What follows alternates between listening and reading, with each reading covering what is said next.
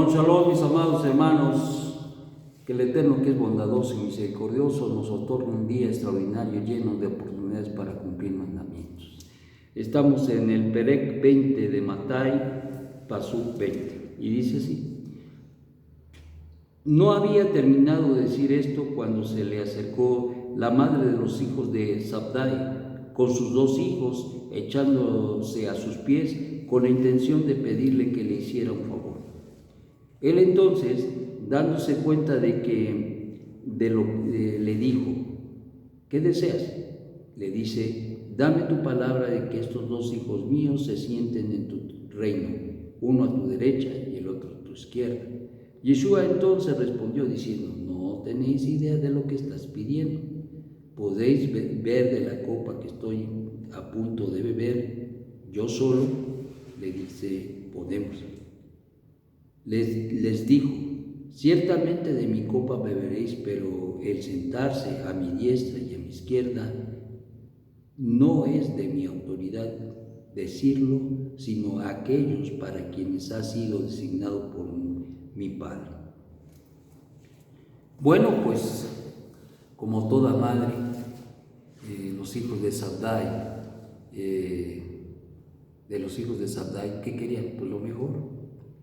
¿A dónde estaba la mente de la mujer, la madre de los hijos de Zabdai? ¿A dónde estaba? Pues estaba puesto en las cosas de este mundo, desde luego.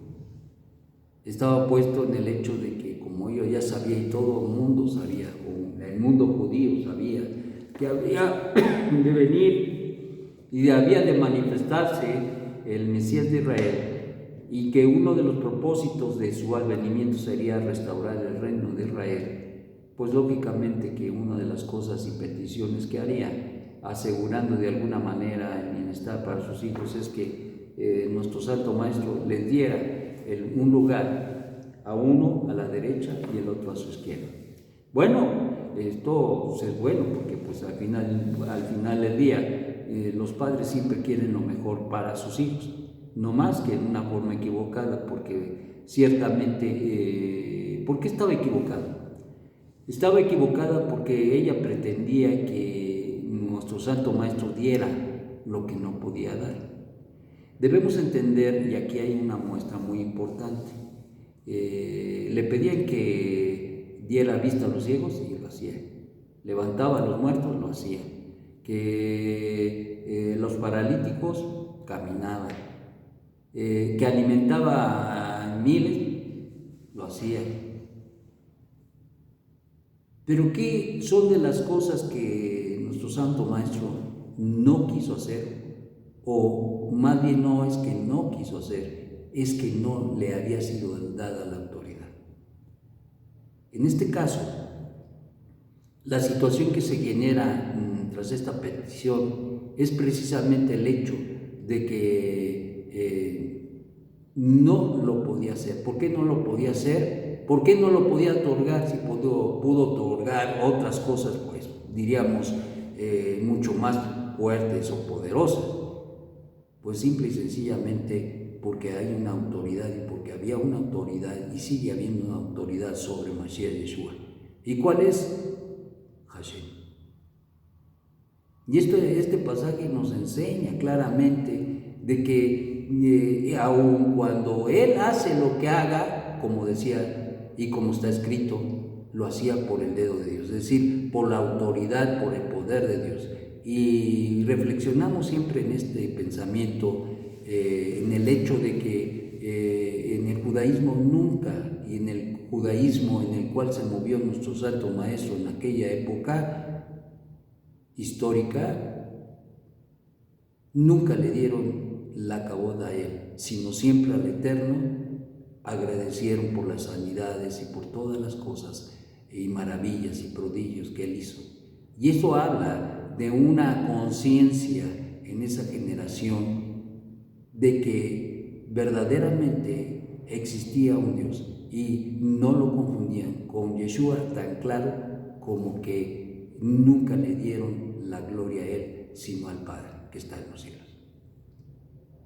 Por otro lado, entendemos que ciertamente Él reconoce ante todas las cosas, dice, el que se sienten a mi derecha y a mi izquierda, yo no lo puedo dar porque ya está dado. Desde ¿dónde?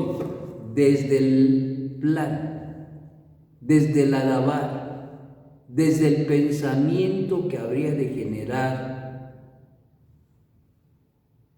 toda la creación, todo lo que iba a pasar en cada generación, cada alma que había de venir, qué iba a ser cada alma, cuánto iba a durar o a dilatar o a existir esa alma en el mundo, qué habría de realizar y hacer, si conocería la Emed o no, y si la conocería, qué haría con esa Emed que el Eterno, quien es bendito, le ha dado y le dio para que él pudiera compartirlo y hacerlo conocido, no solamente a Israel, sino también a los justos de las naciones. Esto, todo, absolutamente todo, en el día que el Eterno decretó el advenimiento de un alma y que se engendró en el vientre del Padre, de la Madre por el Padre, todo esto ya estaba escrito y decidido. Y luego entonces, el sentarse a la derecha o a su izquierda en el reinado de Mashiach ya estaba dado también por el Padre que está en los cielos. Entonces, no era un asunto de su pertinencia, de su autoridad, sino era de aquel que había ya determinado todas las cosas y que que en esa determinación, en ese decreto que él tuvo, se llevarían a cabo todas las cosas. Por lo tanto, dice, no se puede, yo no puedo y no lo puedo hacer. Y entonces, pues, les dice, ¿tú puedes tomar de mi copa? Pues sí, pues claro, porque eso está dentro de nuestra capacidad de realizar y hacer, pero eso no lo podemos decidir, ni tú ni yo. Ese es el sentido de la palabra. ¿Y por qué? Porque el Eterno tiene un plan, y un plan que se va a definir, un plan que se va a definir de acuerdo a su voluntad, y eso es algo bien importante. Nadie vive más, nadie vive menos, nadie hace, nadie deshace, si no es por la voluntad del Eterno. Bendito sea su nombre, porque aún a pesar de que nos ha dado libre albedrío,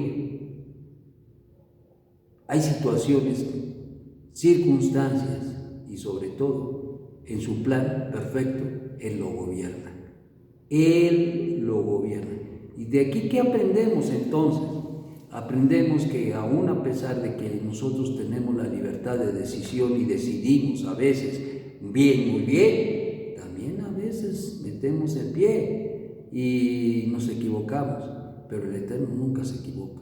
Aún cuando con todas nuestras equivocaciones, que podemos ser piedra de tropiezo en el programa del Eterno o en el adelanto del plan Mashiach, aún así el Eterno no se frustra, porque incluso nuestros errores, nuestras equivocaciones, Él ocupa para el avance de su proyecto grandioso, un proyecto extraordinario que Él planeó en su Dabar, en su voz interior, en su plan interior que desarrolló para que todo se cumpliera. No hay nada que salga de su autoridad y de todo aquello que ha hecho y que sucedió.